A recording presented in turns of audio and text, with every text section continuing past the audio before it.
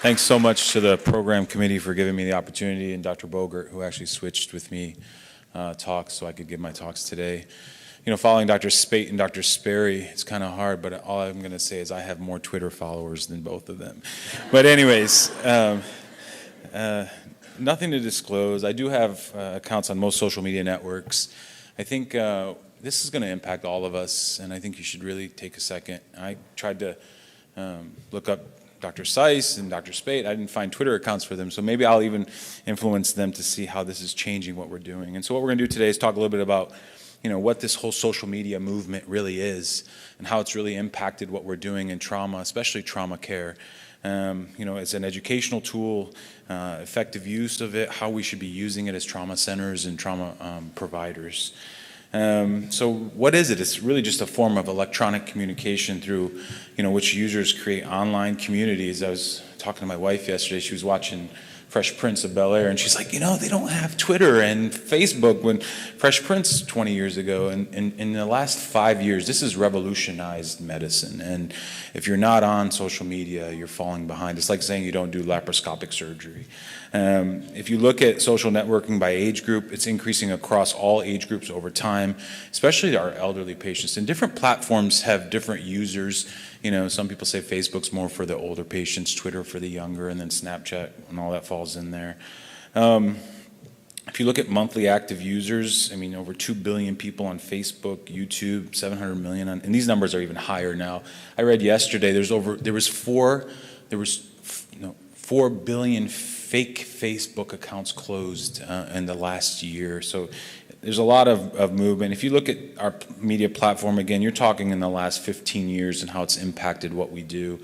3 important questions really is, you know, who's your audience? What are you trying to achieve? How can you reach them? And what are your goals? And you can see here there's different, based on the different platform you use, you're kind of trying to reach different things. And, you know, as providers, it gets really touchy when you start thinking about patients, patient families, and you're trying to post your own family stuff, and how do you really use this, and what does it really do? I'm just going to take a second. I think Twitter is the most important for marketability and your ability to connect and follow the most updated things that are happening in medicine.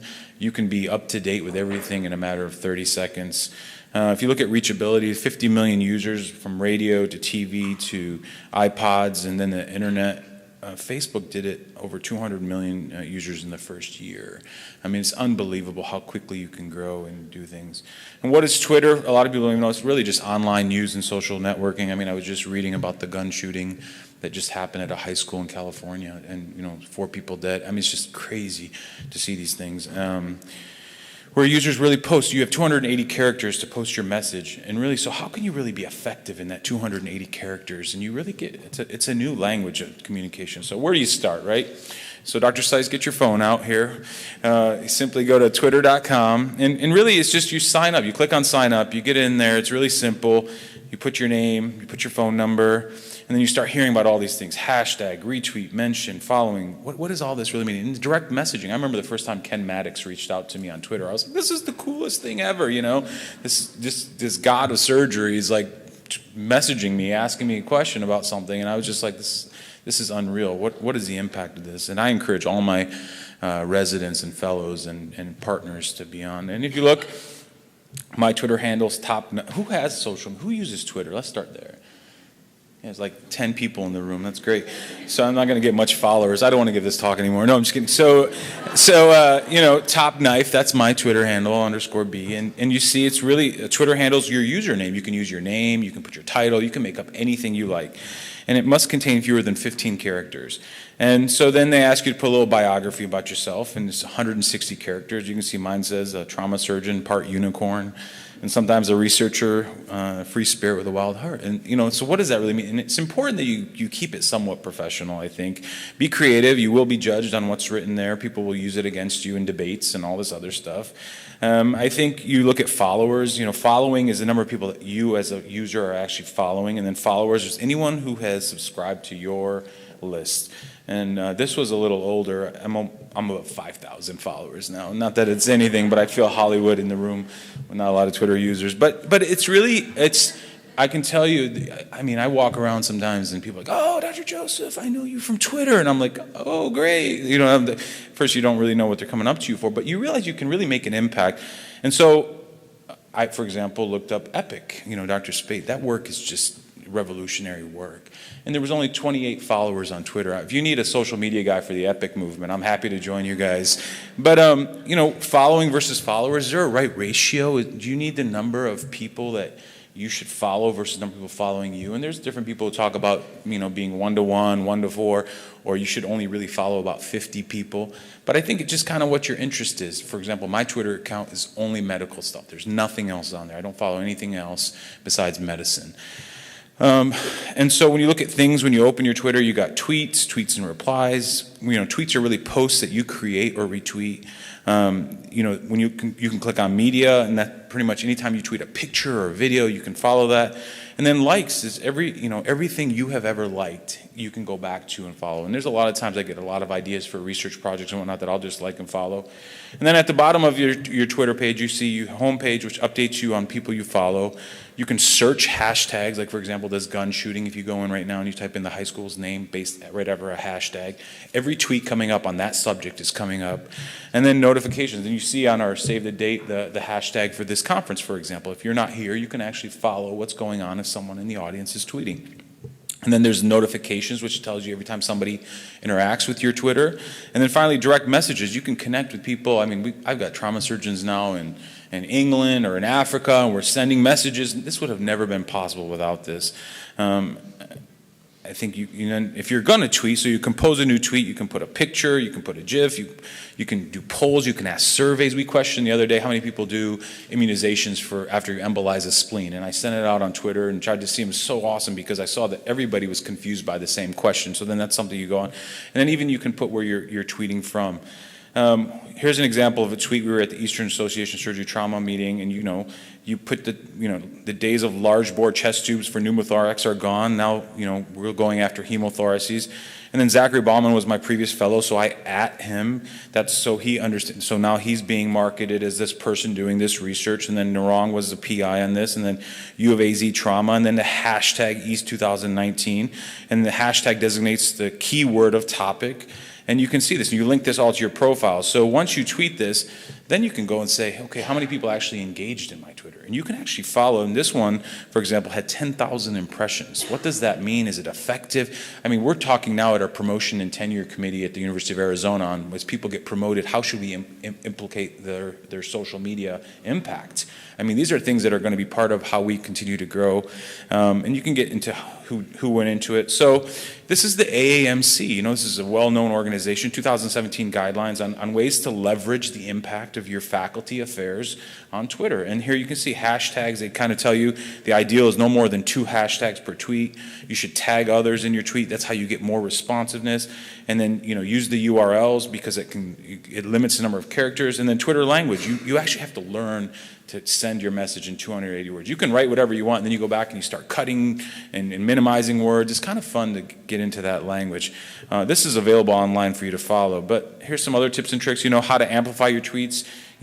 Collaboration. The more you retweet with a comment versus just retweeting without a comment, you can get more people to engage. You don't want to be that annoying person that tweets every time and retweets every time. But again, I think there's some impact. I can tell you the first time I was at the university and our dean was on there, and I was liking everything the dean liked. And one day I'm walking in the hallway and he's like, "Hey, Bellal," and I'm like, "Oh man, how does he know my name?" And then he's like, "You tweet a lot," and I'm like, "Yeah, I tweet a lot." And so I was the person who tweeted a lot, not anything else more important, but. It's really, organization, so important to your work. You can follow different nursing, pre-hospital. I mean, it's not just medicine or surgery. You can have, all these articles that were presented today, I read them on Twitter, and the day they come out, and then you start hearing people, go after the articles and talk about, opinions about them, and it helps you kind of open up your mind to what you're reading. These are some of the journals. You can see Annals of Surgery, JAMA Surgery New England, they're all on there. Everything, every day is just coming right in front of you. And you can walk into a trauma and you can be reading a new article just to kind of get an idea. And anything that excites you, you go back and read the whole paper. And there's different organizations and associations you can read. Acute Care Society. societies, the AAST, Eastern Association of Surgery Trauma, Western Trauma, the Maddox meeting. I mean, I think there's a lot. But if you look at this, trauma societies, how active are they on social media? This was actually published in 2017. 83% of American-based trauma societies are interacting on social media, whereas the Europeans and the Australians are a little less. But I can tell you, it's a global phenomenon. It's just getting bigger and bigger. We actually did a little study looking at the AAST and Western Trauma and the impact of the numbers.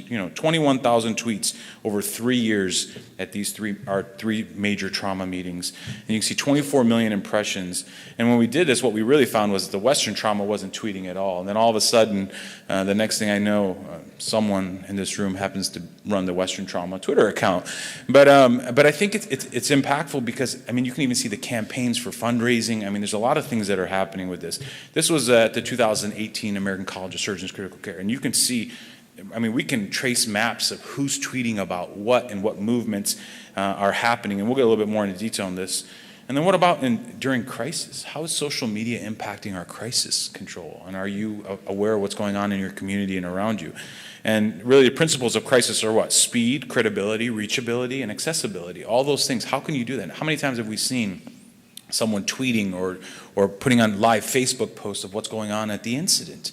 And so this, it's not just getting the information out there, but how do you actually use it? And this was a 2011 paper, which was almost 7 years ago in the New England Journal, which talks about how it improves attention to preparedness, enhances recovery, like a response to recovery, triage location. I can tell you we dealt with this a lot when we had the Gabby Gifford shooting down in Tucson, and I'll show you location-based services. You can, the Vegas shooting was another example, and we'll go into a little bit more detail. But really what it does is it provides and receives, disaster preparedness in underserved countries. I can tell you when, like, the hurricanes in Puerto Rico, I mean, it was social media that brought people help and recovery. Request for help or assistance, condition and location, your family members, you can document and learn what is happening, and then news coverage, and that's another part of this. And so here's, for example, the Pulse nightclub shooting in Florida, 2016, 49 people were killed, 53 people wounded, second deadliest mass shooting we had. And you can see here, this is at 2 a.m., a picture tweeted out from Pulse nightclub, and at 2:04, this is 4 minutes after the shooting happened, you can see that there's pictures this is from Twitter already 4 minutes after the shooting happened. And here at 2:09 a.m., Pulse Orlando, this is 9 minutes after the shooting. Everyone get out of Pulse and keep running. And they had 1,400 shares in that amount of time. And so, that's pretty impressive. You can't disseminate that kind of information in any other way. And so there is something here. There was this Facebook safety check, a lot of people in Orlando, sent to all people in the Orlando area. Twitter was used to facilitate blood donation campaigns.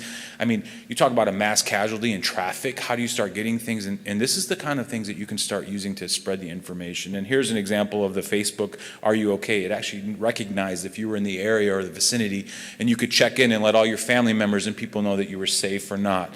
And so here's the Vegas shooting again. Can it be negative? I mean, a man was falsely accused of being the shooter during this impact, and the wrong man's name appeared on social media for hours. I mean, everyone kind of started getting focused on this, and false information is really difficult to deal with. Here's an example. NPR has 7 million followers. When Gabby was shot, the first tweet that came out was NPR's social media editor, that a gunman had killed Giffords. That was the first thing that was said. And, and then all of a sudden things were like, whoa. And then, they retracted their statement 20 minutes later when they knew she hadn't died. And so I think you got to be very careful in what the information that's being sent. And so reachability, when the NRA tweet, and again, I'm not pro or against anything. I'm just saying when the NRA tweeted about physicians being in their lane, Joe Sacron, a good friend of mine, called. I was at the airport in Atlanta. He's like, dude, we need to get this out there. And he's like, I just tweeted this and it's going viral. So we make this picture, we make this Twitter account. And within like 5 days, we had 24,000 followers following this movement. And this movement, a year later, has 50,000 people. I mean, the impact, there's been meetings and discussions and papers written on the idea of how you can actually impact and make a difference on certain things. This was the shooting in Stoneman Douglas High School. Again, 17 people killed, 17 wounded, deadliest mass shooting in a high school in U.S. history. And, prior to this, there was a lot of noise about the shooter and what he was going to do, and he was putting it all over Facebook. And, could we have prevented that? And the FBI actually thought that had they listened on the leads, it could have made a difference. So there's different ways to look at this. Injury prevention, a big thing of what we do. This is CDC talking about, brain injury awareness. I think, child protective, it's out there. And if you want to impact and get more people, you need to be using social media to do that. Texting and driving campaign, here's another one. There's alliances talking about the thing. And then TBI prevention. I mean, there's different ways you can get this. University of Michigan is probably the leader in this. They have so many followers, and their impact is unbelievable in the number of people that do this. And then one more step is gender disparities exist in social media. I mean, this is a big thing we talk about in 2018 from all modes, and in reality it does. But there was some positive and some negative. Some of the positives, it helped female physicians increase their research dissemination. It got more people to hear about them, to read them, to invite them to talks. I mean, it doesn't really rely on just mentorship. You have now direct connection to the things that you're doing. And so, from this led two movements. One was the Girl Med Twitter, and the other one was I Look Like a Surgeon. And I'll talk about that in a second and see how impactful that was. And then the downsides of social media, women are more likely to be bullied on social media and have, so because of this, there's certain topics that are very, very sensitive. They have specific chats or groups that they don't have to include everybody, and you can control that. That's a quick 10-minute talk. You're up there quick. Okay, I'm going to go fast. Women in social media, again, are more likely to be impacted negatively by this. I think it's really important to know that. This I Look Like an Engineer was tweeted out by a woman engineer who was not being promoted in her career. Then one of our surgery residents actually tweeted this, and within a few days, she had 128 million people following this I Look Like a Surgeon. And now that's one of the most impactful movements for female surgeons coming through. And I think it just helps us unify as an education tool. Here you go, Methods of Improving Surgical Education. This is a JAMA Surgery 2015. You can share the latest research, videos, lectures. I mean, there's hernia sites. You can go watch how to do any operation now on social media in certain groups and learn from doing those things rather than just going to YouTube or reading a book. Disseminating your research, which I think is super critical. This was published in the Annals of Surgery in 2017. If you had social media and you tweeted out your research, there was almost an 8-time increase in the number of people that actually engaged in what you were writing about, and 2.7 more times people who actually read your article. And that's a huge number when you think about those things. And so it's super effective. We run with this all the time. This is from our shop, just a bunch of what we call visual abstracts. We put them on. The people like to see things very quickly, learn quickly, and get out. And our Roboa paper was the #1 tweeted JAMA surgery paper this last year. What does that mean? I don't know, but I can tell you it just means there's a lot of people knowing what we're doing. Clinical problem solving cases, I think CME credits, a lot of this stuff you can do now online. I mean, the New England Journal has amazing testing capabilities and whatnot. There's, like I said, videos on education. People will comment and engage in your cases. It's not uncommon to just go to these groups and start asking, hey, I did this, I had this case, it was super interesting, this is what I did, what would you have done? And people just kind of engage in these things. Resident education, I think, is a huge part of this. You can see this is behind the knife. They go through and they do podcasts on certain topics. Journal clubs, we run journal clubs on all our national organizations. You can just watch. You don't even have to engage, and you can read. It's amazing. They take articles like the ones Dr. Sperry just publishes, and we go into detail in these articles and how we should use them. Other potential benefits, again, you can improve communication, patient satisfaction. Your patients are on social media. I can tell you it's another way to brand yourself. You can increase patient education. Hiring, here's a American College of Surgeons tweeted out when we were hiring surgeons in Tucson. I mean, it's free marketing. I mean, you tweet this, the next thing you know, it's going all over and everybody's getting into it. You can showcase your work. We highlight our new faculty. These are one of our new fellows who became faculty. And you can see we just, it's a good way to get them out there. Talk about your outcomes. We use it for grants. Our residents, we highlight a resident a month or a trauma nurse a month, which comes through into this. And then as we open an Instagram account as our trauma division, and overnight we had like 1,100 followers in the city who are now following us, and we do things for them. We free hats, free shirts, and we engage them into our organization. We're the AZ Trauma Cats, and that's our Instagram account, and that's our Twitter account. And again, these are different things you can do: injury prevention, our falls prevention meetings like this. You can tweet it out there and it gets out there. This is What's Up Tucson. They got 98,000 followers. You know, these guys, it just kind of posts what's going on. Half the time I get a trauma page, I'm on What's Up Tucson, and I can see the accident, the car, because someone has posted or tweeted. It's unbelievable. And so effective tips here: you got to be careful. You don't want to have your identity stolen or data sold. This does happen. I think they're breaking into Verizon and they're breaking into everything. This is one part of what we deal with in the current world we're in. Getting your computer or social platform hacked is not uncommon. You need to subscribe to things that are official sites. You know, Facebook selling your data and all that stuff. I could go for hours about the whole social media side. I think it's important to talk about this whole argument between professional and personal identities. We struggle with this, but I think it's okay to kind of show who you are as a human on social media. I think your patients and your colleagues respect that. This is really important, social media HIPAA violations. You can't be tweeting live from the OR or from a trauma. You know, you got to be smart about these things. It's the same thing even talking about it or telling your friends. I mean, these rules apply across, so you got to be somewhat smart about what you're doing and be careful, because you can lose your job over something like this.